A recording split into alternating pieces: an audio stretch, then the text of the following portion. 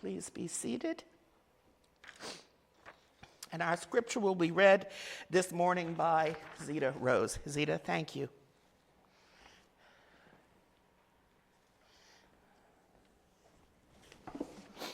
Today's scripture is from Acts 9, verses 1 through 9. Meanwhile, Saul was still breathing out murderous threats against the Lord's disciples. He went to the high priest and asked him for letters to the synagogues in Damascus, so that if he found any there who belonged to the way, whether men or women, he might take them as prisoners to Jerusalem. As he neared Damascus on his journey, suddenly a light from heaven flashed around him. He fell to the ground and heard a voice say to him, "Saul, Saul, why do you persecute me?" "Who are you, Lord?" Saul asked. "I am Jesus, whom you are persecuting," he replied. "Now get up and go into the city, and you will be told what you must do." The men traveling with Saul stood there speechless. They heard the sound but did not see anyone. Saul got up from the ground, but when he opened his eyes, he could see nothing. So they led him by the hand into Damascus. For 3 days he was blind and did not eat or drink anything. This is the word of God for the people of God. Thanks be to God.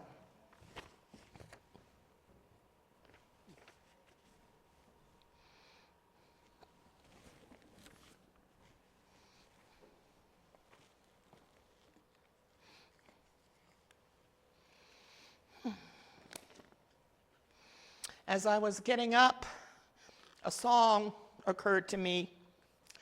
It's very simple. It says, "Glory, glory, glory, somebody touched me. Glory, glory, glory, somebody touched me. Glory, glory, glory, somebody touched me. Must be the hand of the Lord. Glory, glory, glory, somebody touched me. Glory, glory, glory, somebody touched me. Glory, glory, glory, somebody touched me. Must be the hand of the Lord. Oh, it sounds like Jesus. Somebody touched me. It sounds like Jesus. Somebody touched me. It sounds like Jesus. Somebody touched me. It must be the hand of the Lord. Glory, glory, glory. Somebody touched me. In our text today, somebody touched Paul in a very unexpected way. It says, the text, that Saul had been very busy running from one place to the other, following violence, perhaps inciting violence, just all in the mix of things. Blinded and misguided, and still rushing headlong into whatever was before him. And then something happens. And it says, a light from heaven flashed around him. And he fell to the ground and heard a voice saying to him, this rendition says, "Saul, Saul, why do you persecute me?"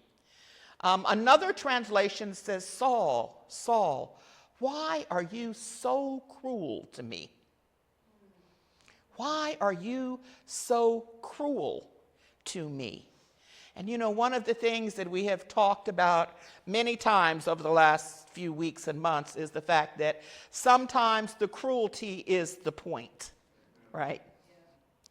Because we are so certain about things, because we think we know black from white, because we believe that we are walking in the light while others walk in darkness. Those are the kinds of things that enable us to be cruel to other people. And Saul sees a great light, and he hears the voice of Jesus. And then it says he was struck blind. He was struck blind when he opened his eyes, even with his eyes open, he couldn't see anything. And so they took him by the hand and they led him to Damascus, where he was headed. But he was in a very different state than when he started out. Paul's intention was to go in there, right? Breathing threats and murder. You know, the new sheriff's in town. You followers of the way better watch out, and all of these things. And somehow the hand of God touches him, and he has to be led by hand into the city that he planned to go in through and shake up some things. Paul entered Damascus a diminished man. He entered Damascus as a man who had to rely on others. And sometimes when we have to rely on the kindness of others, whether we know them, or as Tennessee Williams put it, as we have to rely on the kindness of strangers, it changes us. It changes the way we understand God, how we understand our role in God's unfolding plan, and how we understand who God is to us in this particular moment. So I want to talk just a few minutes with you about this notion of light and darkness as expressions of the divine. Light and darkness as expressions of the divine. There is a poem by one of my favorite poets, Wendell Berry, who was an environmentalist, a very spiritual person. And this is what one of his poems says. It says, "To go in the dark with a light is to know the light. To know the dark, go dark. Go without sight and find that the dark too blooms and sings and is traveled by dark feet and dark wings." This past week, I was in Houston for the final meeting of my women's pastors cohort. It was the last meeting of a 3-year cycle when 12 to 14 female pastors who had been chosen to take part in this, most of us between the ages of our 40s to our 60s, we would meet annually in a different city. The first year was Orlando, last year it was Atlanta, this year it was Houston.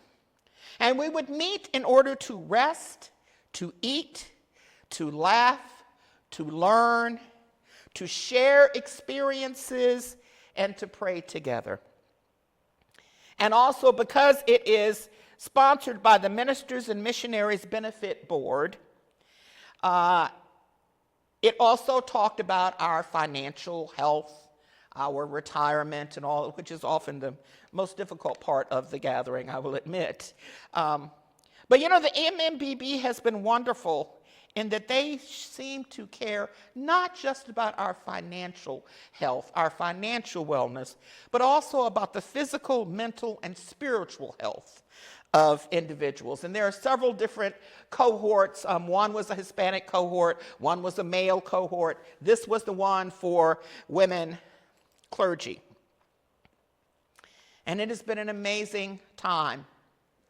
We have come to trust each other, to share each other, to learn how to let our hair down. It's just a very welcome breath of fresh air in the midst of it. And the fact that it is paid for in full once we get down there is wonderful. And I'm so thankful that this church does have a budget for me so that they were able to also pay for my travel so that I could get down there.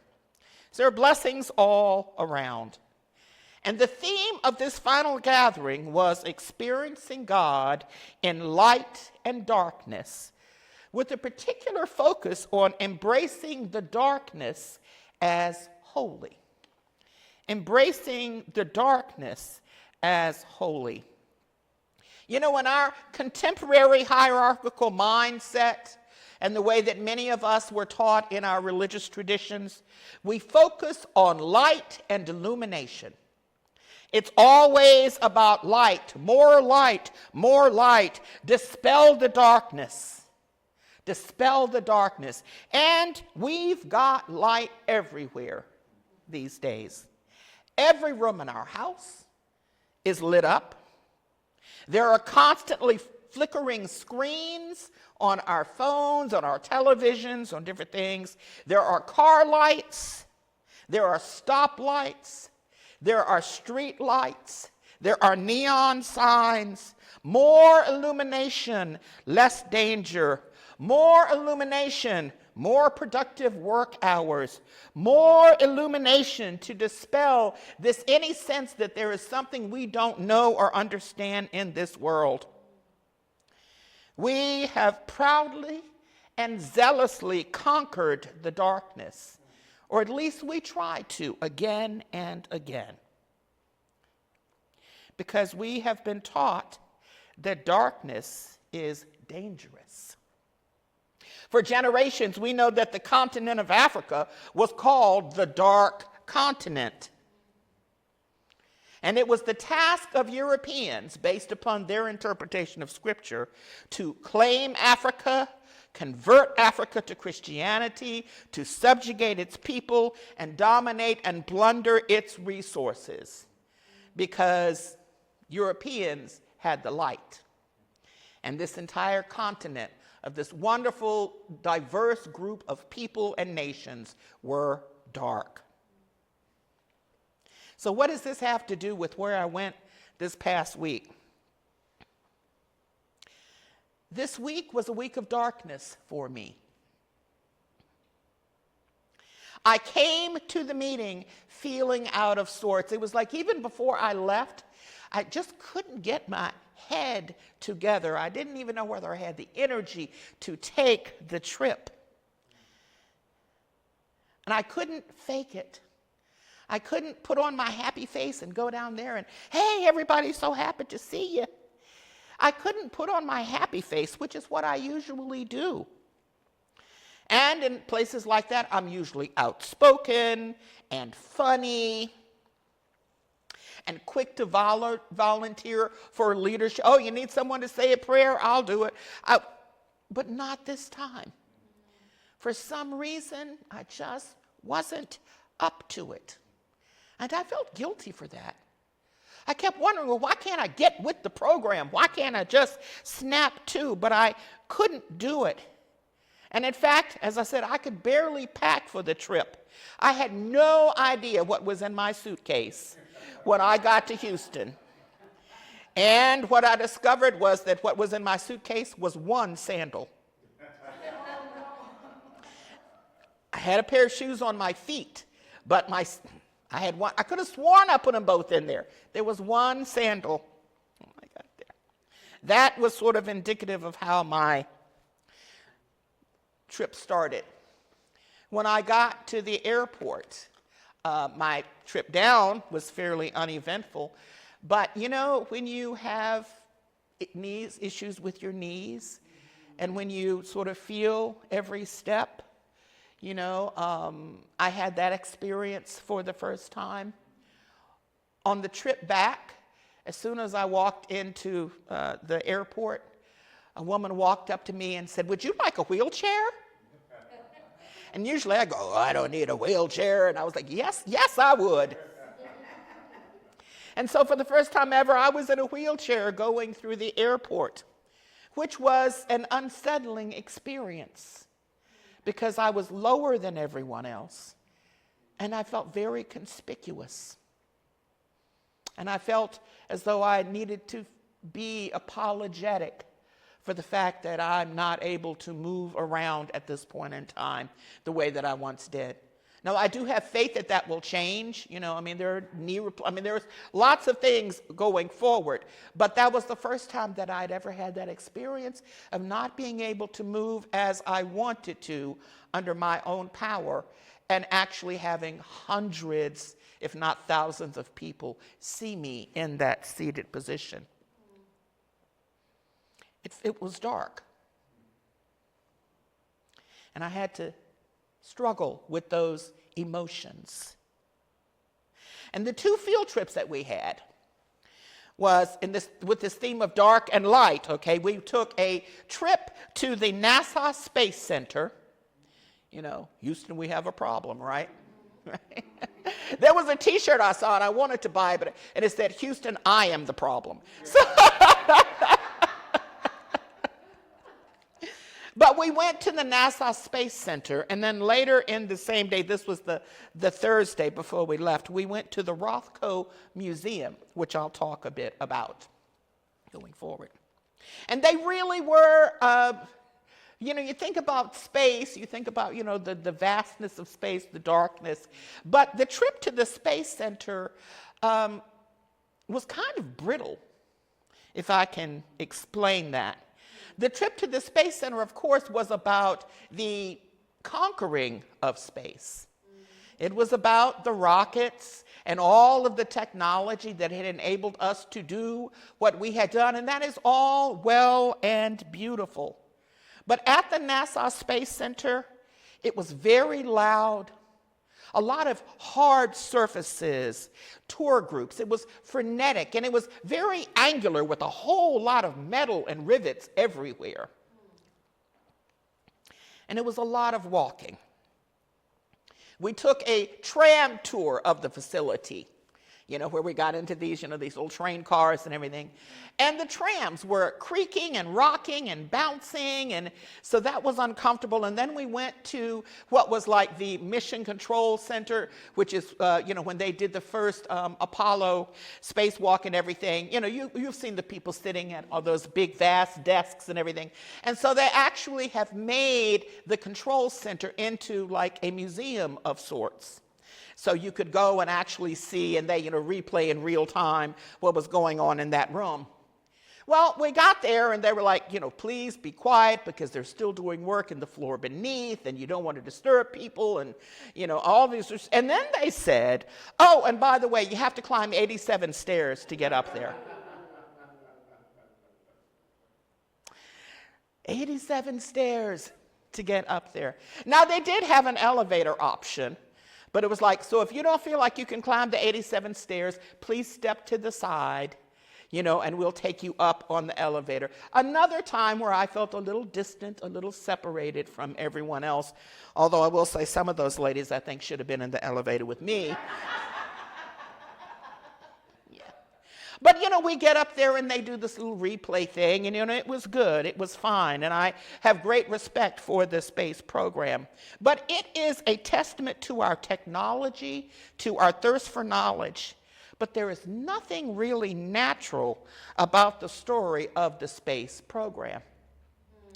Because we are a people of metal and rivets and angles and, permutations and everything.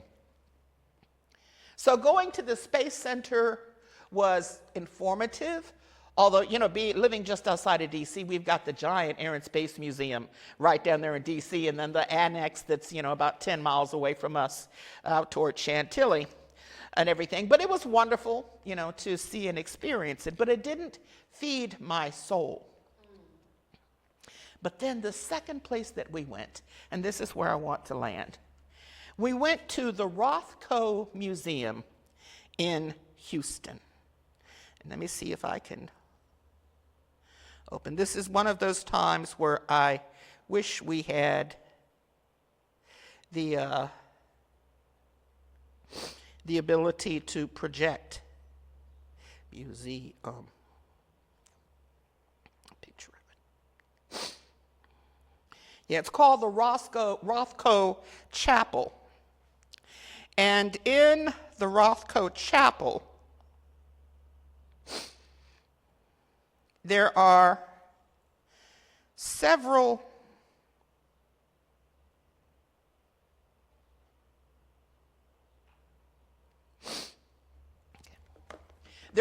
paintings by Rothko, and Rothko was a contemporary painting, and he was known for these giant big paintings that he would do that only have one or two colors in them, and they're often like blocks.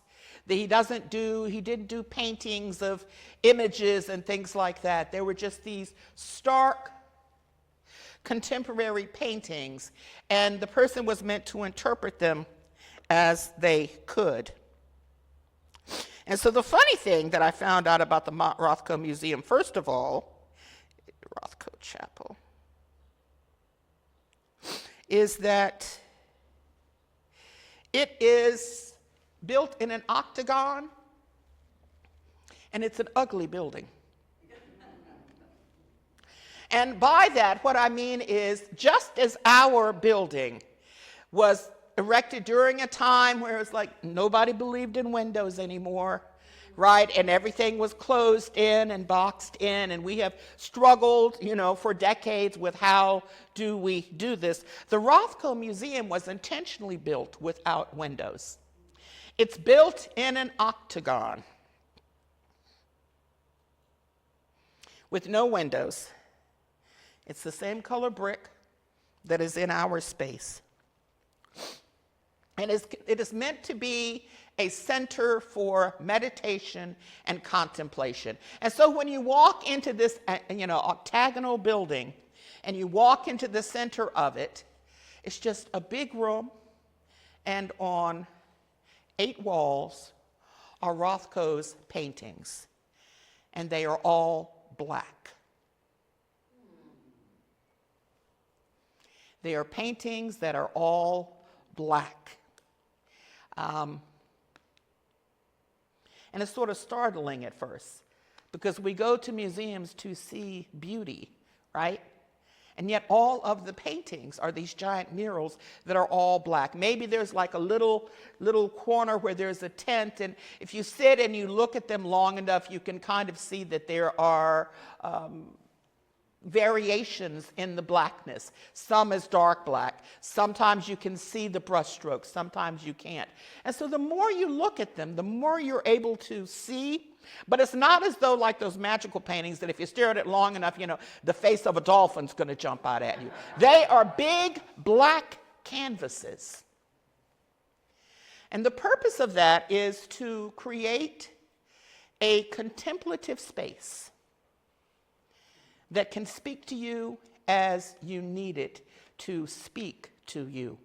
And when you walk in, there are nothing but some benches at different places in the center of the room. There's a hard tile floor, and there are just these big, big black paintings surrounding you. But they're not depressing for some reason. They are peaceful. And so people are sitting on the benches just staring at the paintings, and then you see someone shift their focus to look at another one for a while. There are cushions on the floor for those who would like to sit in a more traditional meditative, contemplative space. And it has been the space that has held peace conferences, and the Dalai Lama has been there. Many people have been there. And so I went to this museum, and I sat down, and there was no silence. A couple of people sitting behind me were whispering for a while, but thankfully they went away. And I just sat there, and I felt rest, and I felt peace. And the longer I sat, the more it settled down over me. Was just this notion of finding peace in the midst of darkness and not feeling this compulsive need to run back outside into the sunlight or to turn on some more lights. And the way that the chapel is designed is there's a big, skylight in the ceiling that is also like 8-sided, and the glass is tempered to sort of like amplify the light that comes in there a bit. And so what that means is that throughout the day, the impression of the paintings shifts. And even as I sat there, staring at the painting, as the sun was covered by the clouds, there would be a shadow that would fall, and you would see it fall on the paintings, and then the cloud would pass, and then light would come in again, and you would see them illuminated in a different way. And it was just such an amazing experience of experiencing peace and experiencing God in a dark space. It was, I would say, womb-like. And, you know, we talk a lot about this notion of womb versus tomb, right? And that sometimes what can feel like a tomb is actually a womb. And as I was sitting surrounded by these paintings, that was what I kept reflecting on. I'm like, this feels like a tomb, but it doesn't feel threatening. It feels like rest. It feels like preparation for what is next to come. And so we also did some study about this notion of endarkment. Endarkment, which is to go into the dark.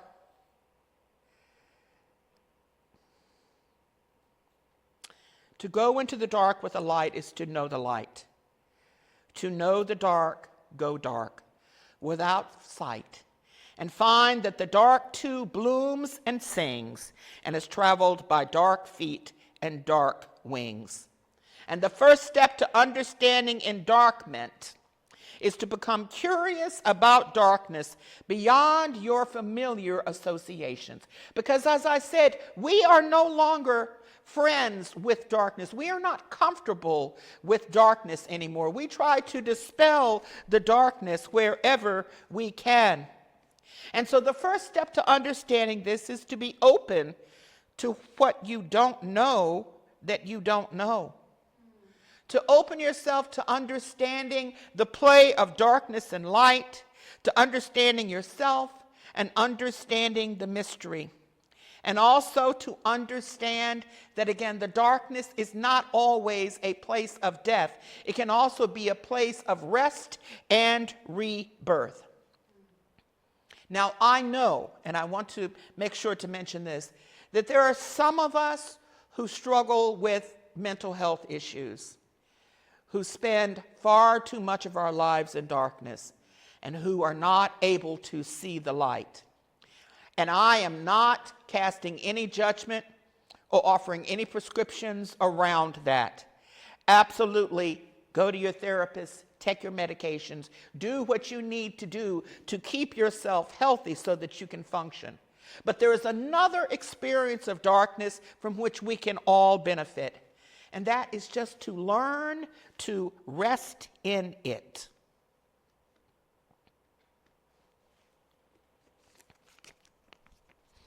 So as I was at the retreat this week, that was the message that I received. And in a nutshell, this is what it is. I'm not nearly as healthy as I think I am. And many of us are not. And I can rise to the occasion. I can fulfill my responsibilities as we all do. But in the end, even though I step into the light, even though I testify to the light, even though I try to preach the light in my own life at this point, I am in Rothko Chapel, surrounded by the comforting darkness and making peace with it, and realizing that darkness doesn't necessarily mean death, although it might mean the death of who I think I am. That is the place where our ego gets a good workout, when we die to self. And when we realize that there are times when we just must surrender ourselves in trust into the warm and enveloping and wombing darkness of God. And so I came home realizing that even though I am back, I'm still on that journey. And that it's important to honor the need for stillness. It is important to say that even in the darkness, God is there. And yes, God is light, and also God is darkness. The womb is not an illuminated place. It is a dark place. It is a surrounding and protecting place. And so the darkness of God, the mystery of God, has that same ability, that same place in our lives to hold us, to surround us, to enwomb us. And for, as we think about Paul, Paul says he was blind for 3 days. And that echoes the 3 days that Jesus was in the tomb, doesn't it? And I would hazard to guess that Paul heard the voice of Jesus and it terrified him. I have to remember that when Paul or Saul lost his sight, he wasn't guaranteed that his sight was ever going to return. It wasn't like Jesus said, okay, you're going to be blind for 3 days, but once you get on the other side of that, you're going to be good. Lift off, right? No. He was struck blind and did not know how long he would be in darkness or whether this was his state going forward. And so I believe that it was in the darkness where Paul had a chance to slow down, to stop being so busy and zealous, because, he thought what he was doing by persecuting, he thought he was doing the right thing, right? I mean, just like we have people here in our nation who identify as Christians, and they're all about persecuting anyone who doesn't believe like they believe or love like they love or whatever, I mean, Paul was zealous in that sense. But 3 days in the darkness, sitting just with himself, did something to him. And while Paul was sitting in darkness, he did not know that God was also preparing someone in the city to come meet him and lay hands on him so that God could restore his sight. And even that man whom God spoke to, there's another part of this passage where it talks about him speaking to a man in Damascus saying, all right, get up and go to this house on Straight Street, which I always find ironic. Go to this house on Straight Street and you'll find Saul there. Put your hands on him and pray for him. And this man who was a follower of Jesus says, God, do you know what this man is doing to us? Do you know how many of us he has already rounded up? Do you know how many of us he has already killed? You are sending me to interact with that kind of darkness? And God sent him in. And out of obedience, he prayed for Saul, soon to become Paul. And it says something like scales fell from his eyes. Sometimes, my friends, the darkness that we encounter, the womb, the tomb, when we think all the good parts are behind us and there's nothing ahead of us, it is again that time of preparation for new birth and new growth. Because when he was touched and when those scales of bigotry and narrow-mindedness fell from his eyes, he was a new man who had a new name called Paul. So my friends, what I just want to say to you today, I'm still in that space. So I can't give you any great testimony about, how great it's going to be when I come out the other side. All I can do is bear witness to the fact that every time when I believed that it was over, every time when I believed that the darkness had won in my life, every time that I thought I would never get over this grief, I would never get over this fear, I would never get over this sense of betrayal, or even right now thinking I might never get over this rage that I don't know what to do with that lives in my body and makes me feel inflamed and sick, all of those things, I don't know. What I do know, and what I want to speak to you today, my friends, is that God is in the darkness. And God can use the darkness to repair you, to call you to something new, to heal you and to hold you. So do not fear the darkness. Rest in the darkness. Keep your eyes open because light will come in. We had a passage this week that was a rendering of the creation story, and talking about, light and darkness and the sun and moon being formed. And the particular translation said that the stars and the moon and the sun shed their light upon the earth. And so realize that even in the darkness, you ever seen a dog that's shedding and they give a good shake and hair goes everywhere, right? Or maybe for some of you, that's what happens when you comb your hair in the morning. right? But in other words, we give off things we no longer need, things that might serve other people. And so this notion of the light shedding into the darkness, falling down into the darkness, these little sparks of light and love. Okay, I just have to tell you one more anecdote. Someone bought a book at the NASA Space Center, and it was talking about the experiences of the early astronauts. And I think it was John Glenn who was in space, and you know, there's nothing up there, right? And he's floating around. He said, but every now and then there would be these beautiful golden shimmering things that would appear outside of the window. And he wanted, like these little glints of light. And he wondered, he was like, are these angels? Are these some space entities? What are these little glittering things of light? And later on, he learned that what they were was his frozen urine being shot out into the cosmos. As he relieved himself, of course, it is expelled into the cosmos and going out into the, it's so cold out there, right? And so it would immediately crystallize, and then they would just be illuminated by the light of the sun. And I thought that was just such a fascinating idea to think, right? That even urine, thrown out into the darkness of the universe under the light of the sun, can shine and reflect and instill and incite wonder. And so we have to keep our eyes open for those little glimmers of light, even in the shadow. And if we found out later that they're just,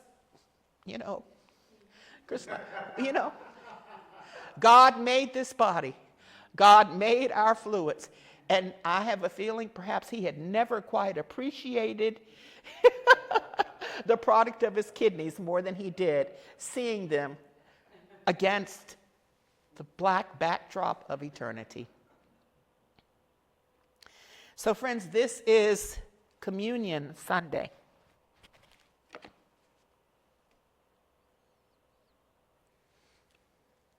And we talk about this space.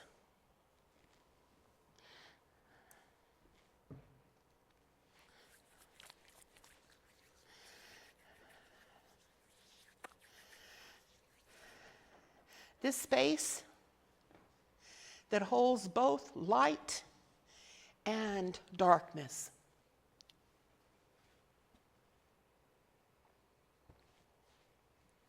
This space that reminds us that just a few hours after he shared this meal at table with his closest disciples, he willingly entered into darkness.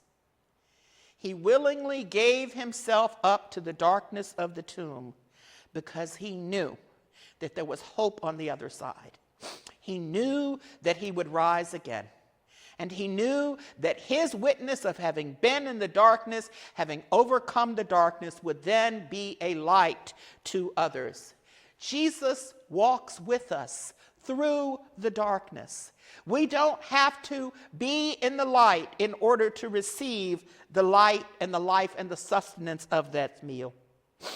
Because we are reminded on the night when he was to be handed over to the authorities, a very dark night. A night when he felt most alone and most abandoned. That even then he took bread, and when he had given thanks, he broke it, saying, "This bread is my body, which is broken for you. And so eat this bread. When you eat this bread, remember me." And likewise, after they had finished eating, he took the cup, as they did at the end of every meal, and he poured it out. And as he passed it around, he said to them, "This cup is the cup of grace and love that is being poured out for you. And so drink this cup in remembrance of me. So, my friends, as we prepare to come forward to communion, we will have a song playing. It's a beautiful rendition of the 23rd Psalm, composed by Bobby McFerrin. And it is beautiful and it is lovely. Our numbers are small today, so our communion will not take long. But as you eat and drink, I invite you to go back to your seats and allow this song to usher you into this time of meditation for one another.